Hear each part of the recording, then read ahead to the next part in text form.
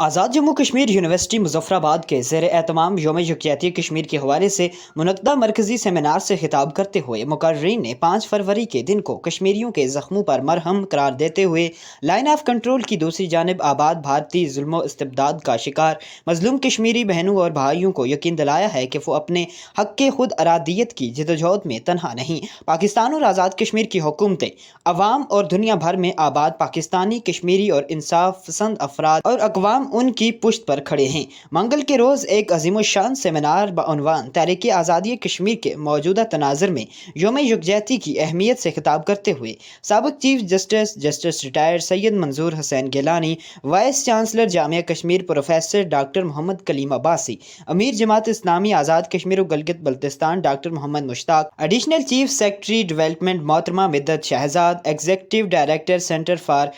International strategic studies Azad Jammu Kashmir doctor Asma Shakir Khawaja, additional registrar Jamia Kashmir Sardar Zafar Iqbal و دیگر نے مقبوضہ کشمیر میں آزادی کے لیے برسر پیکار کشمیریوں کی لازوال قربانی کو خراج تحسین پیش کرتے ہوئے اس عزم کا اظہار کیا ہے کہ وہ دن دور نہیں جب مقبوضہ وادی میں آزادی کا سورج طلوع ہوگا اور بھارتی جبر کی سیاہ تاریکی کا مکمل خاتمہ ہوگا۔ سیمینار سے خطاب کرتے ہوئے سابق چیف جسٹس آزاد جموں کشمیر جسٹس ریٹائرڈ سید منظور حسین گیلانی نے کہا ہے کہ دنیا بھر میں آزادی کی کئی تحریکوں نے جنم لیا، مگر بہت سی تحریکیں وقت گزرنے کے ساتھ ساتھ دم توڑ گئیں۔ اس موقع پر سیمینار سے خطاب کرتے ہوئے vice chancellor professor doctor Muhammad Kaleem Abbasi نے کہا ہے کہ تقسیم برصغیر کے وقت حیدرآباد، جوناگڑھ اور ریاست جموں کشمیر خود مختار ریاستوں کے طور پر موجود تھیں، اور آج بھی 76 سال کے بعد کشمیر کی ریاست اپنا انفرادی وجود رکھتی ہے، جبکہ دیگر 2 ریاستوں کا کہیں کوئی ذکر نہیں۔ انہوں نے کہا ہے کہ بہادر کشمیریوں نے کبھی بھی